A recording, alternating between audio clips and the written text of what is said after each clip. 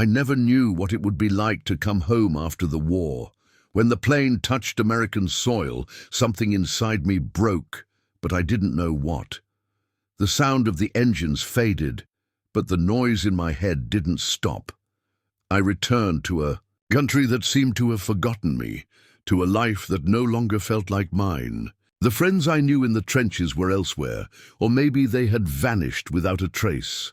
The pride I felt for my service unraveled with time, like a cloak that frays as the wind passes through it. What crushed me most in the end wasn't the physical pain I carried in my body, but the loneliness that consumed me every day. Everyone said, "Welcome back," but what they really wanted was for me to be an ex-combatant who moved on, forgetting the ghosts that don't ask permission. To live inside us, I tried. I tried to be part of society again, to be the man who wore the uniform with pride. But I soon realized the world out here didn't understand.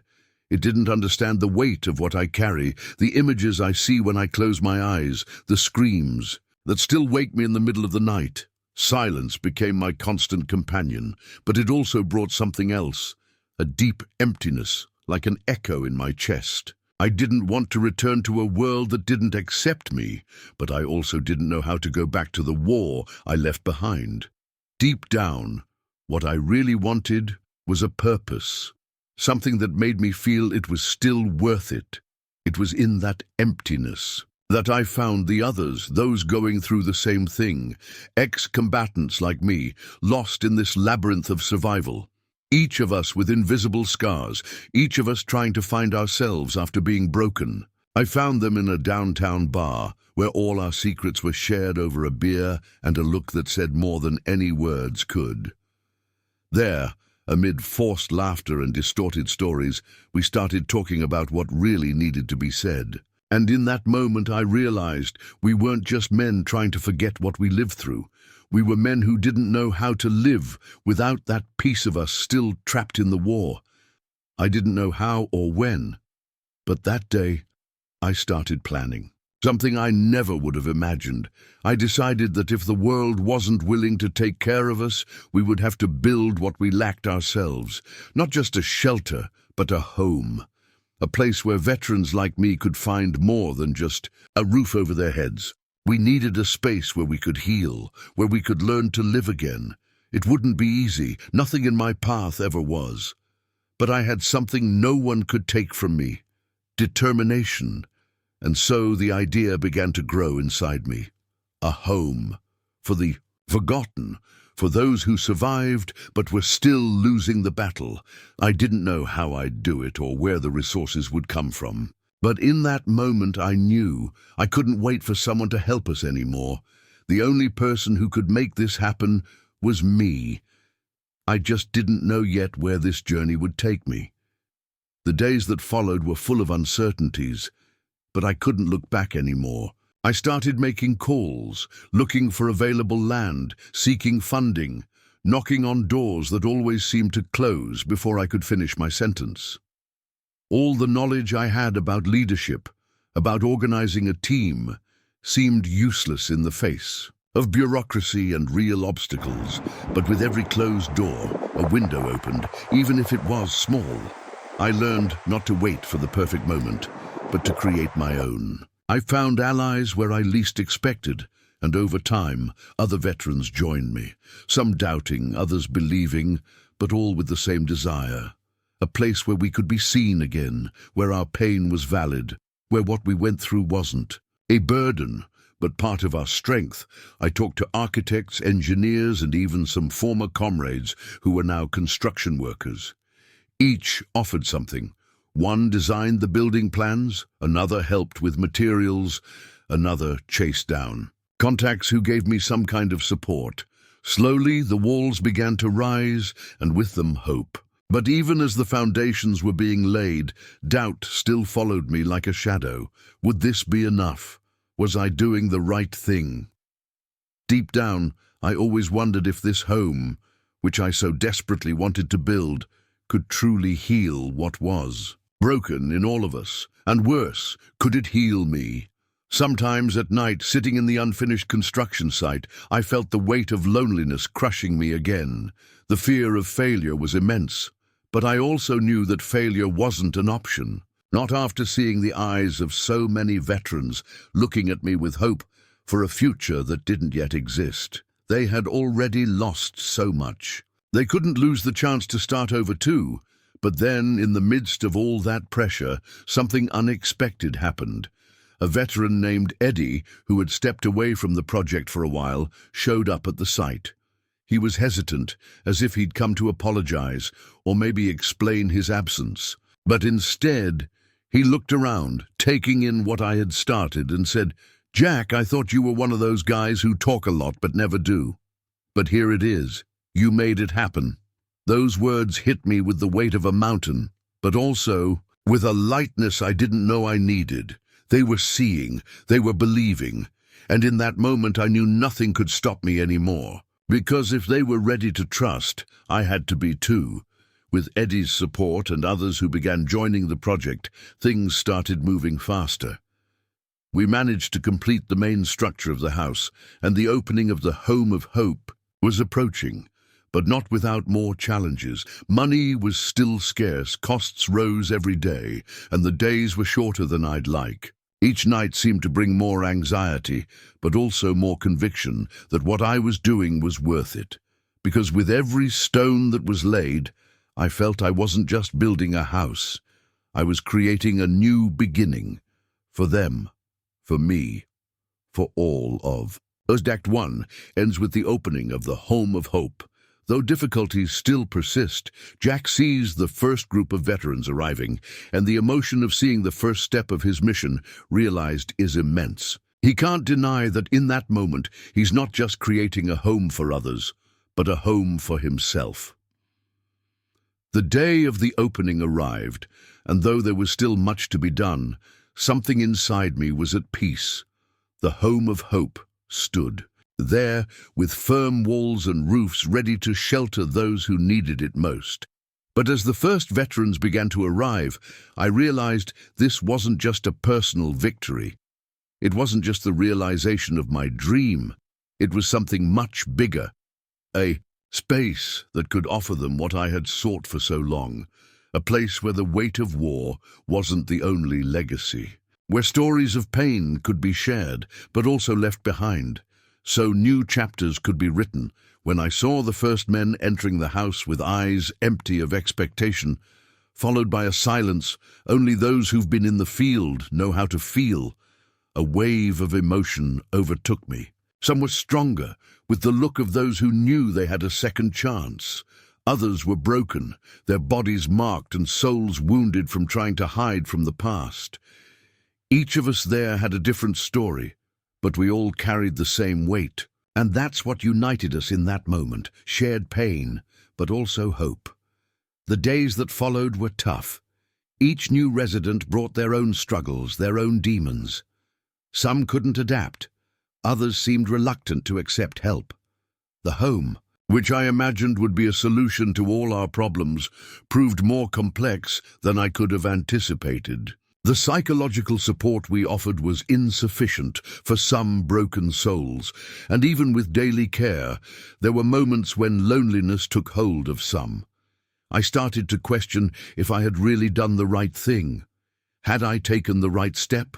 What more could we do to help? It was on one of those harder days, when a veteran named James spent hours without saying a word, that I felt more lost than ever. James was visibly angry and withdrawn, and no matter how much we tried to help, he just shut down more. One night, as I sat in my room, I wondered if my dream of creating the Home of Hope was an illusion.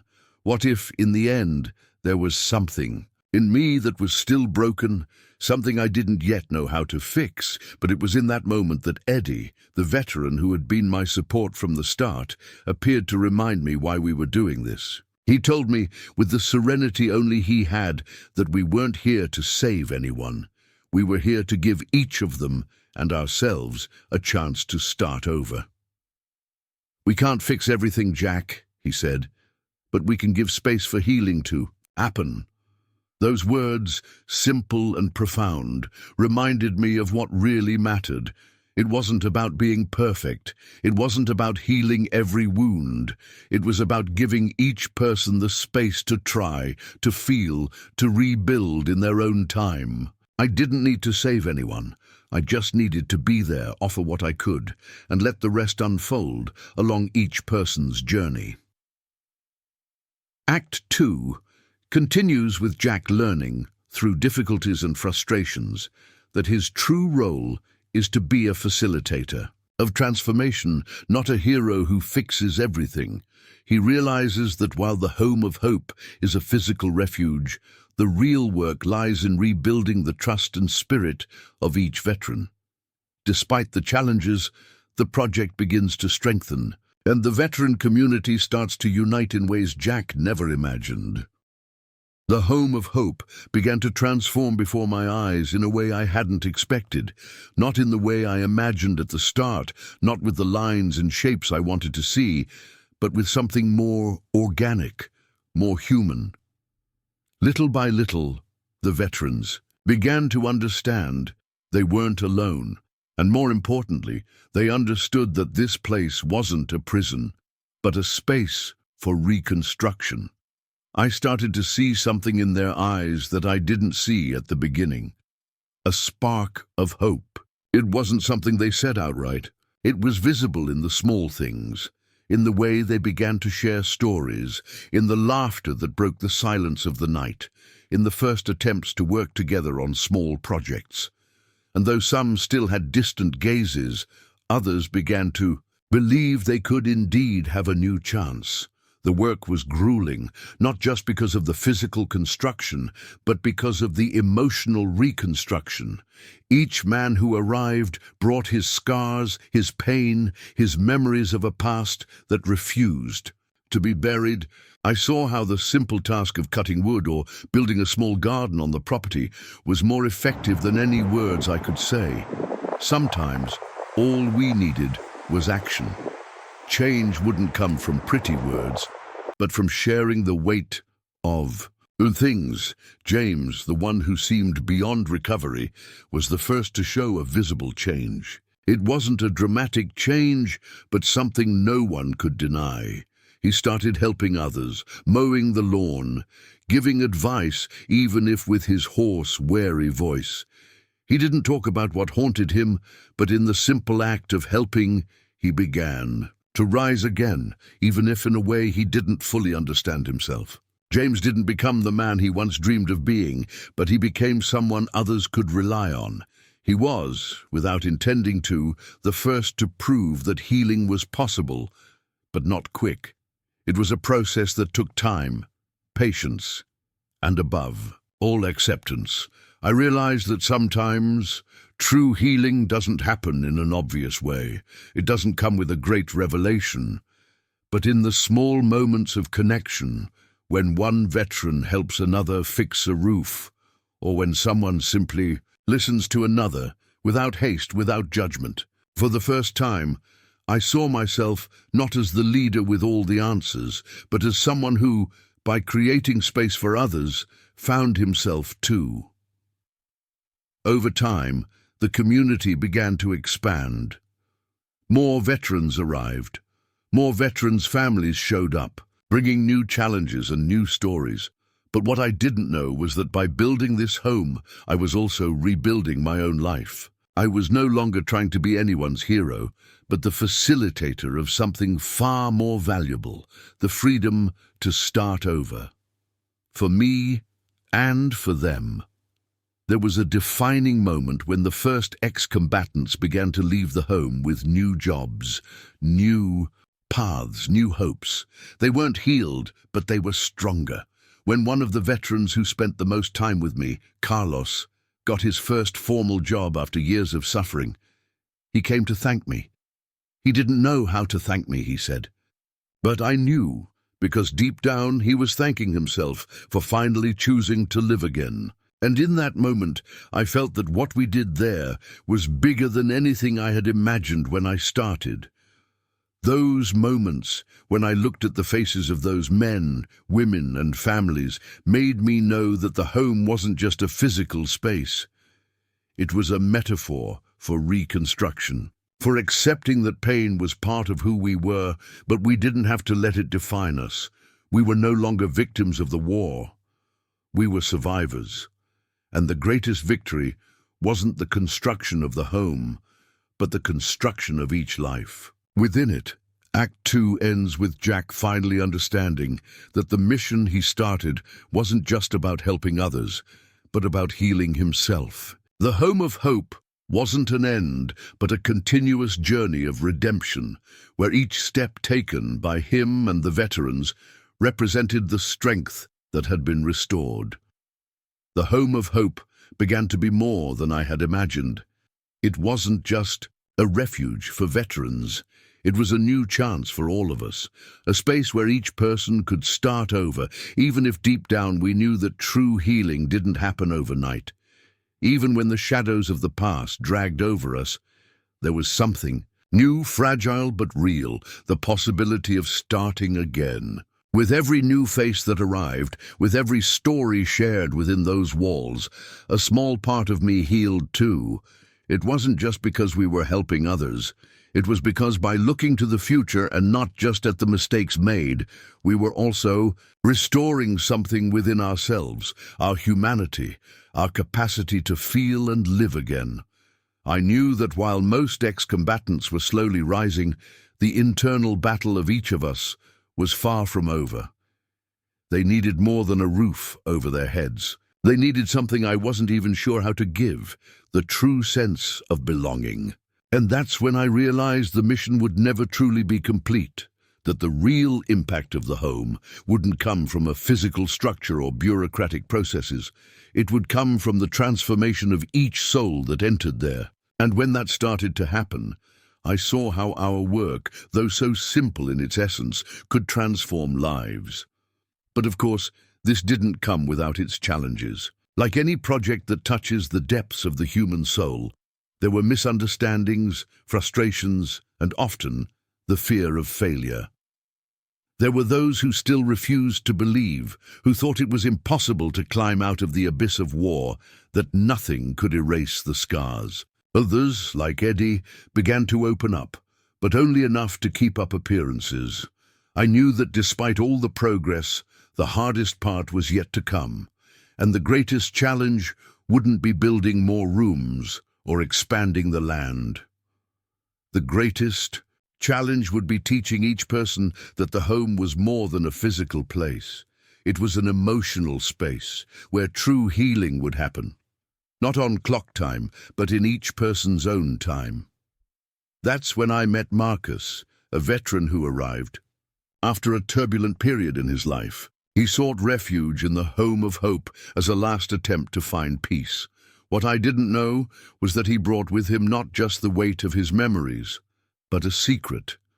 Marcus had lost his brother in the war, and he carried a deep guilt, believing that somehow he could have done something to save his life. He was one of the first to completely shut down, to reject help. His presence in the house became a reflection of what I feared, how hard it was for a veteran to truly trust something or someone after losing so much. It was with Marcus that I understood, once and for all, that the work wasn't just about providing support. It was about giving permission for people, including myself, to admit their weaknesses, to talk about losses, to talk about what hurts. I couldn't make anyone open up, but I could offer the environment for trust to emerge. In the months that followed, Marcus began to open up little by little, not with words, but with actions. He became one of those quiet people who showed their strength through support for others. He helped build the garden, helped paint the walls, and most importantly, he helped other veterans open up, which not only healed them, but also himself. Deep down, he still felt guilty, but he began to understand that there, he was no longer alone. And somehow, the pain he carried began to be shared, and by being shared, it began to lessen. The Home of Hope which once seemed like just a dream I had, became a real place of transformation. It wasn't perfect. It never would be. But it was, full of lives that now had a chance to rebuild their stories. And as I observed this, I knew that the greater purpose of my work wasn't to build something for others. It was to learn, alongside them, how to rebuild our own stories. In the months that followed, the Home of Hope began to transform into something more than I imagined. It was a true community, a network that extended beyond the walls we built, where veterans, once distant and withdrawn, began to help each other in ways I couldn't have anticipated. Shared pain slowly became fertile ground for mutual support. There was something incredible in the way a veteran who couldn't look at their own reflection, upon realizing others were living the same pain, began to open up. Little by little, one started helping another until the weight of guilt, loneliness, and suffering, though not completely erased, began to feel lighter. But like any construction, the Home of Hope faced its own challenges. Financial difficulties continued to haunt the days, and the demands of other veterans grew. More and more people arrived, with stories of tragedies, losses, physical and emotional battles. And as the home grew, my role changed. From someone who merely envisioned the home, I became the central figure of hope, and as much as that made me proud, the weight was heavy. I needed to be strong, but in truth, fragility was starting to hit me too. How could I help all of them if, at times, I felt I hadn't finished healing my own wounds? That's when I began to understand there was no shame in asking for help. I, who had created the home, needed support too. And it was at that moment that Eddie, a veteran who had become a kind of mentor to others, came to me. He watched me closely and saw the exhaustion in my eyes. "You're not alone, Jack," he said with his deep, serene voice. "If you can't keep your eyes open, we'll do it for you." That's what made me realize the Home of Hope wasn't mine, it was ours. And the veterans who were there, with their pains and struggles, were now becoming the guardians of this mission. They were taking care of each other in a way I hadn't expected. Each of us, with our own scars, became indispensable pieces of a whole that was starting to work. The days passed, and seeing their dedication, I began to rest a little. I allowed myself to understand that the success of the Home of Hope didn't lie in how much I could do alone, but in how much we were capable of doing together. Every small gesture of care, every shared story, every recovered smile was a victory. And the veterans who had arrived here as shadows of themselves were beginning to rebuild. Some got jobs, others started studying, and some even began to write. And deep in my heart, I knew it wasn't me who had saved them all. They saved themselves. We saved ourselves. And in that process, something extraordinary happened. Not only did the Home of Hope solidify as a home, but a new purpose was forged for me. I was no longer just managing a project. I was truly helping to restore the dignity of each of us. My work was no longer a burden. It was a choice, a daily choice to continue, to not give up, and to see hope spreading among those who once thought life had nothing more to offer. The years passed, and the Home of Hope became a true pillar in the community. What started as a solitary idea, from a lost veteran turned into a collective mission. Every face that passed through, every shared story, every laugh breaking the silence, was a fundamental piece in building something far greater than I ever imagined. The home, over time, was no longer just a physical place. It became a symbol, a testament to what it means to fight, not just in war, but for life, for dignity, for the chance to start over. I began to understand that true strength isn't in carrying others, but in giving them the tools to carry themselves.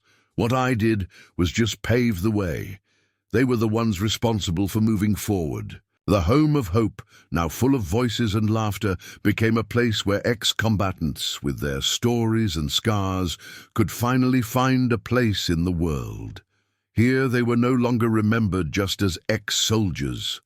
They were men and women With lives, with stories, with the right to choose what came next. I saw veterans returning to their families. I saw others starting new relationships. Some began studying, others opened small businesses, and some even made the home a space of welcome for those who arrived, continuing the mission I started. And so, each of them, in their own way, contributed to what the Home of Hope became. Healing isn't the act of one person alone, but a collective effort, something that unites us, strengthens us, allows us to walk together. There were tough days, of course. There were moments when I sat alone, reflecting on everything we lived through and the losses that still marked us. But looking around, seeing the faces of those who could look to the future with courage, I knew that what we did was more than necessary. It wasn't about saving anyone. It was about giving a space for each of us to save ourselves in our own way. The Home of Hope will never be perfect. No home is, after all, but it became, for all of us, proof that no matter what we faced or how far we fell, there's always the possibility of rising again, of building something new, and of learning once and for all that living is a choice, a daily choice without guarantees, but with the confidence that by reaching out to another, you end up reaching out to yourself too. When the last veterans began to leave the home for a life that now seemed within reach, I knew my mission hadn't been in vain. The home didn't end with them. It continued, living in the choices of each one. I saw what's possible when you give someone a chance to start over. I saw how solidarity and compassion can be more powerful than any weapon. And I, who was once lost in the midst of war and pain, now knew what peace truly meant. Not the peace of battlefields, but the peace of a rebuilt home, of healed hearts, and of a community united by the strength of a shared purpose. Now, in the end, when I look at what we built, I can't help but smile, not because I was the one who did it, but because I was part of something much bigger. I was just the beginning, the thread that tied it together. But the others, the veterans who became brothers and sisters, those who have passed and those who remain, are the true builders of this legacy. Somewhere, wherever life has taken them, I know they remember the Home of Hope. And I know that, despite the challenges, they carry a strength I never could have imagined. The peace we built together isn't the absence of war, but the presence of something far more powerful, humanity in its purest form. I looked at each of them and realized we were all wounded in different ways. But together, we managed to learn that the true victory isn't in winning, but in finding ways to live, even after everything we went through. And finally, life, with its scars and pains, taught me a fundamental lesson. No one should ever be forgotten. And if we veterans could find a home, maybe the whole world can learn to find one too.